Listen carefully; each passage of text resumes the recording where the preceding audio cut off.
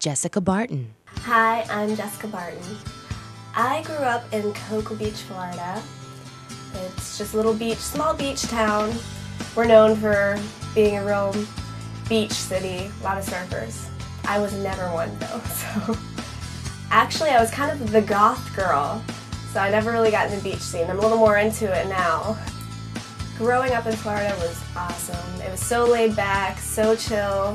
You go to school and you can wear your flip-flops, and every day on the announcements at the end of the day they tell you what the chop was of the waves.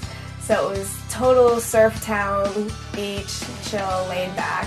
I have a twin sister named Jennifer. We're fraternal, so we don't really look identical, not exactly alike. But if you saw us walking down the street, you would totally know we were sisters. I'm 4 minutes older than my sister. And either way, we were both a complete surprise to my mom. She thought she was going to have like one big fat baby because she didn't get an ultrasound. All she did was like get the heartbeat, and our hearts were beating at the same pace. So they thought, one baby, you're gaining a lot of weight, it's going to be a huge one. And I pop out with like 4 pounds, 11 ounces or something. They're like, wait a second, this isn't right. Lo and behold, there's another one in there. Being a twin definitely has its ups and downs. I hate to shop, so it's kind of cool. I send her out, she buys all the clothes, and I wear them. And it's so easy that way.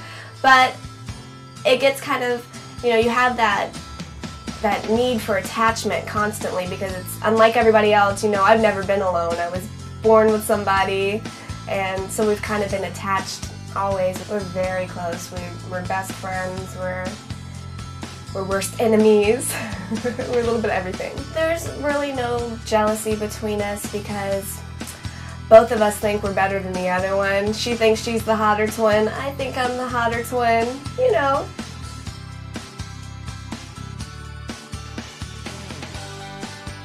I would do all these creative colors and put glitter around my eyes and spend like an hour and a half every day doing my makeup. And I just gradually grew to learn all the different brands of makeup, what worked, what didn't work. My friends would come to me when they needed their makeup done for prom, and I just really got into it, and I was like, wow, I'm really good at this. Let me see what I can do.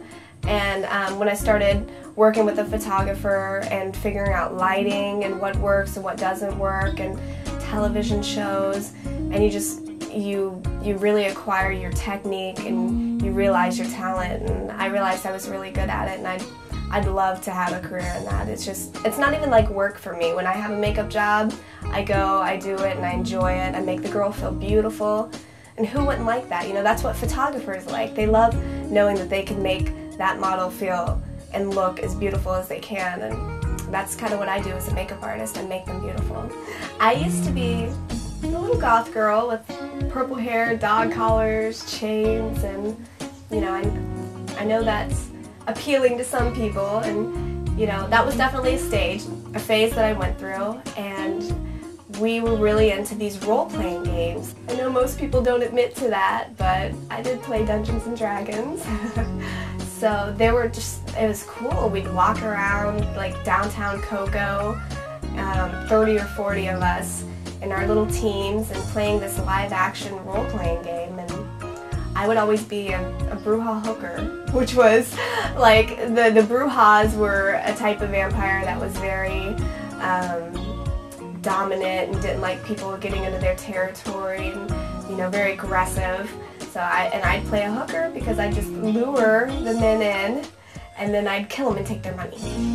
So you didn't literally do this, mind you. We'd play paper, rock, scissors to do the fighting, you know what I mean? As compared to a tabletop version, you'd roll dice or whatever.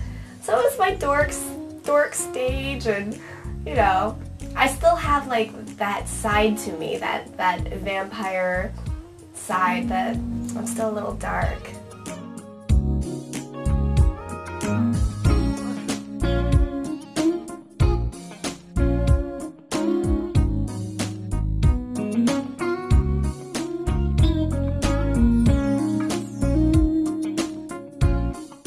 I definitely have that entertainment side to me. I love being in front of the camera. I love, hosting shows, talking on camera. For me, modeling is the simple side. Taking photos, like, there's no skill to that.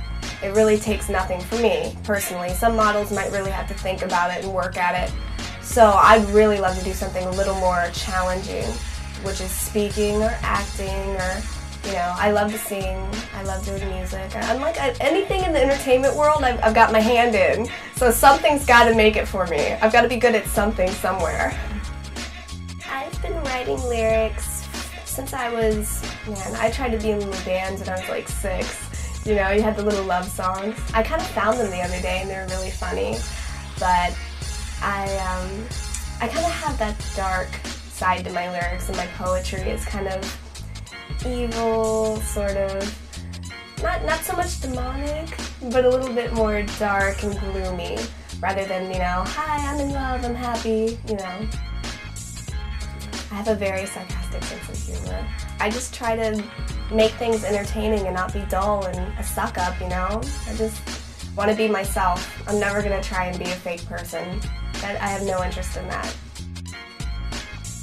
I have my feminine side, you know, I'm into makeup, I'm a model, obviously I have to have that feminine side, but really, when it comes down to it, I'm not very girly. I love cars, I love, like, the adrenaline rush of it. I'm not like a girly girl. I can get dirty and it's not going to bother me. I go to car meets, I go hang out at a shop, and like, what chick wants to do that? They're like, oh, let me get my nails done and get my hair done and let's go to the mall, and I hate shopping. So it's hard to hang out with girls.